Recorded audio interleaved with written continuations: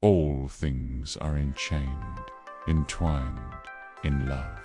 If you ever wanted one time twice, if you ever said, "You please me," happiness, abide moment, then you want it all back, all anew, all internally, all entwined, all in love. Oh, then you loved the world. Eternal it is. Love it eternally and evermore. And say to pain to go, but return. For all joy wants eternity. This is Nietzsche at his most mystical, a passage where philosophy meets poetry and metaphysics merges with psychology.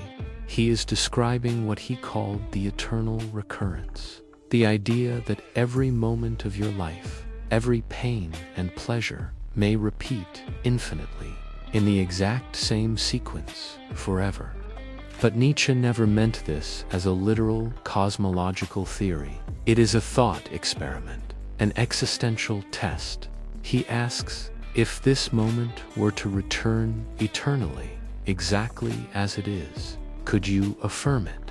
Could you love life so completely that you would will its every repetition, with all its anguish and imperfection?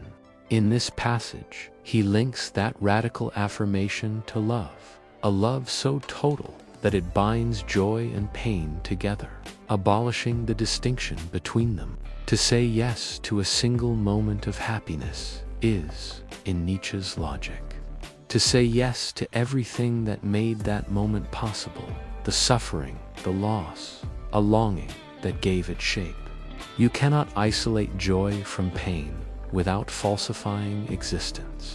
True affirmation means embracing the whole chain of becoming. This is Nietzsche's answer to nihilism. When he declares God is dead, he removes any divine guarantee that life has meaning. The eternal recurrence then becomes a way to replace that external meaning with internal affirmation. To love the world eternally, even its pain, is to create value without metaphysical crutches. It is to transfigure existence through acceptance. Notice also Nietzsche's tone. All things are enchained, entwined in love. The world, to him, is not a machine of cause and effect, but a living web of interdependence. Every joy is intertwined with sorrow. Every rise presupposes a fall. Love, in this context, is not sentiment, but ontological recognition, an awareness that existence is one vast, self-affirming cycle. To reject any part of it is to reject the whole. And so, when he commands us to say to pain, "Go, but return," he is not celebrating masochism, but transcendence. Pain, for Nietzsche, is the crucible of becoming the necessary counterpart of creation. Every artist, thinker, or lover knows this truth intuitively. To reach the heights of joy, one must pass through the depths of vulnerability. Nietzsche merely extends that logic to the entire cosmos. In the end, this passage is an invitation, or perhaps a challenge.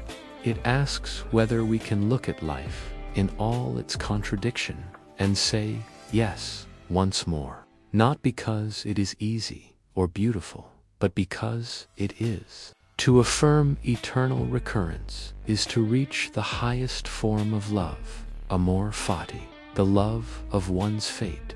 It is not a resignation, but a triumph, the moment when the human spirit, stripped of illusions, still dares to bless the circle that binds it.